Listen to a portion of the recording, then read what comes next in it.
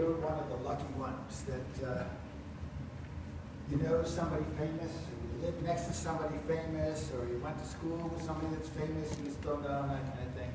I don't have that kind of luck. I had a church secretary in a former congregation that was driving along and came around a blind curve and almost ran over Chubby Checker one day.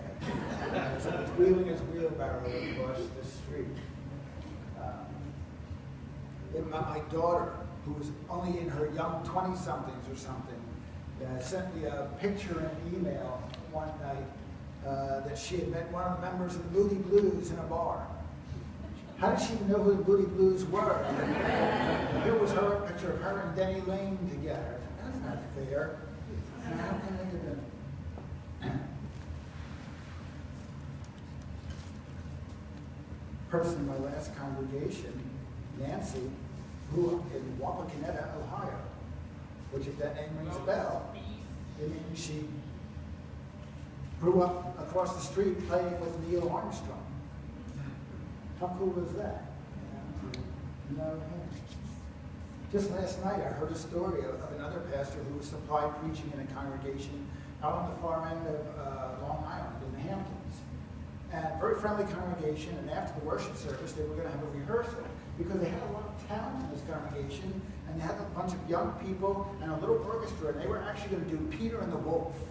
Wow, that's pretty amazing, right? And so I think they did this kind of as a joke, but they said, Pastor, you know, the narrator just lives 2 houses down. Would you mind going and telling him we're ready for him? And he went and knocked on the door, and Alec Baldwin opened the door. And he just went, I thought, well, maybe that's part of your life. Maybe you've had connections like that. I just haven't. But you know, there are also in our world now so many famous people, sports figures and music stars and all kinds of artists and all kinds of people that we just know and have a chance that we may run into them. In the time of Jesus, there weren't that many. Maybe in the very cosmopolitan areas like Rome and some of the Greek cities, maybe there were some personalities but basically we're talking about Palestine, where everybody was just scratching out a living.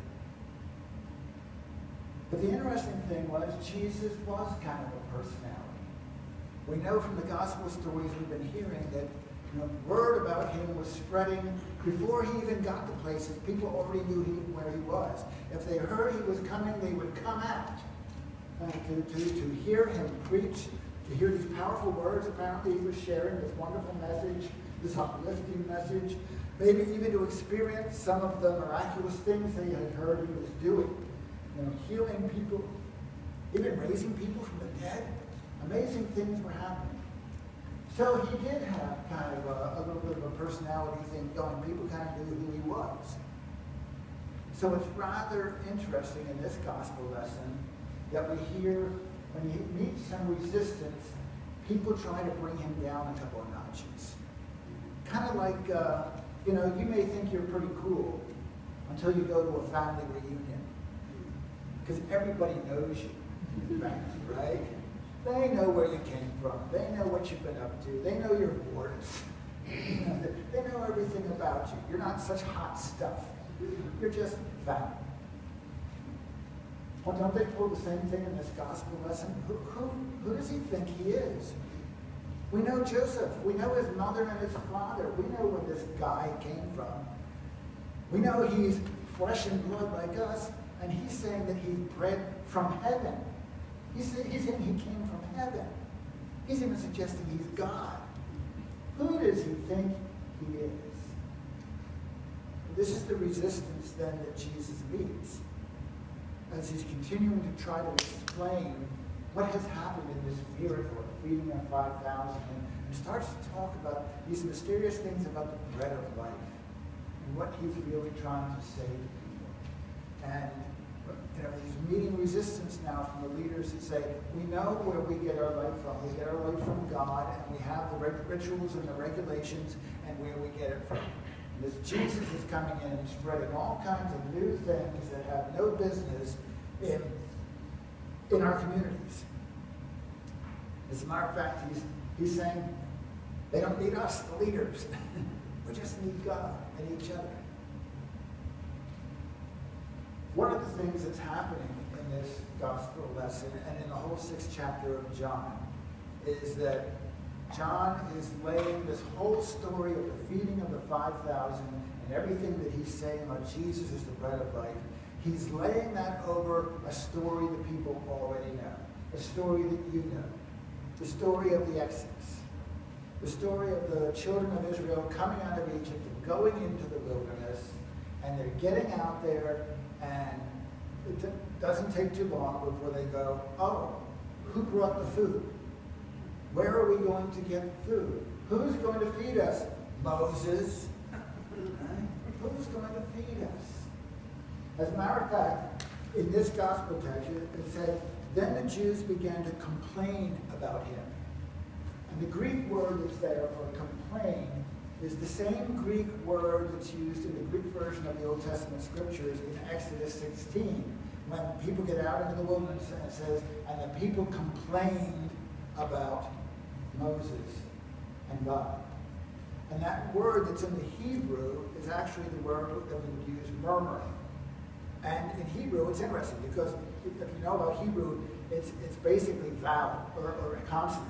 You have to stick in the vowels, but it's actually M-R-M-R. Murmur, murmur. Because that's what the people were doing. I like this is fun to just do this. You know, murmur, murmur, murmur, murmur. Everybody just murmur, murmur, murmur, murmur. And louder, louder, murmur. You're complaining against Moses as in Israel. See?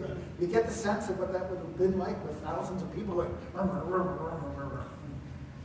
Complaining against God. Well, John says, bingo, same complaint. People of Israel, your ancestors complained about God this way.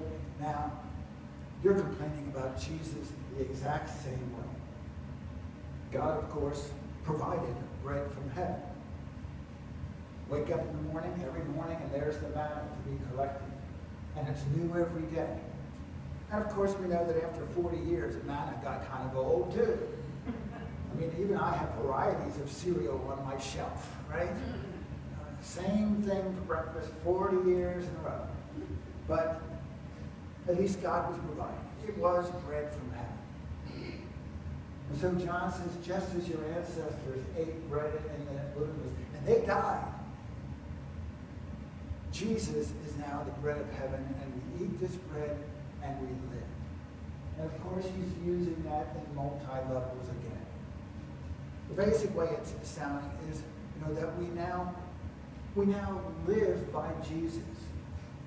By God's Spirit, Jesus is still with us. God's presence is still with us. And so we get our life, we get our being, we get our direction. We know how to live life.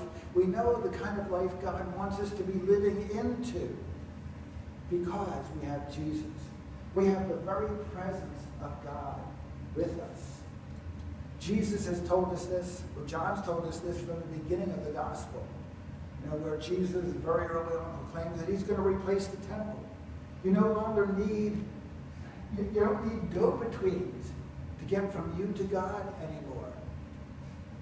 Jesus teaches us that we call God Abba, Daddy. That's how close our relationship, how intimate our relationship is supposed to be with this God now. That we don't need go-betweens. We don't need priests to make this happen for us. We worship in spirit and in truth. We are connected to God. And God is connected to us. And John's actually pushing that point here, that we're living by the words of Jesus and by Jesus the Word. That's what's been given to us. Then John will maybe even go a layer deeper because John has layers. In John's gospel, as opposed to Matthew, Mark, and Luke, there is no story before the crucifixion. There's no story of a Last Supper. There is an upper room, but there is no Last Supper. But John uses this 6th chapter, this whole discussion, from the beginning where Jesus takes the fishes and the loaves, and he thanks God, and he breaks, and he blesses, and he breaks, and he gives. to the people. And after they've done, you may recall in that story a couple of weeks back where they're out on the sea and coming back, and people say they want to remember, and they want to go back to the place where the Lord blessed and broke the bread. Come on, folks, how many more guesses do you need to figure out what John's trying to talk about here? That in John's community, people can still be living by this, by coming together in worship and actually sharing. As a matter of fact, it's going to get more complicated. I don't want to spoil it for next Sunday's preacher. But the last verse of this gospel, I think, will be the next verse, the first verse of next week's gospel. Whoever eats of this bread will live forever, and the bread that I will give for the life of the world is my flesh. Well, there's layers of meaning to that, but I'll leave that for somebody else. But you know what's coming about all that. There's a further piece to this. Well, let me just say this quick as well. Since we're talking about, obviously, Holy Communion. And we know that the early Christian community shared this. There's a green hymnal in your pews. You use it just about every Sunday, or every other Sunday at least. That hymnal is 41 years old. No, that's the new green book. We just got that. Oh, you got that book 41 years ago. Or at least the inklings of it started to come out. Well, the whole idea was creating new worship services so that when the AELC and the ALC and the LCA were coming together 10 years later, in 1988, we had already been together in worship in some ways. But for those of you that are old enough to remember, you may remember in the red service book and hymnal, when you did worship, if you wanted to do communion, you had to flip past the pages that had just the short ending to go to the longer communion ending. What happened in the Lutheran Book of Worship? It's flipped.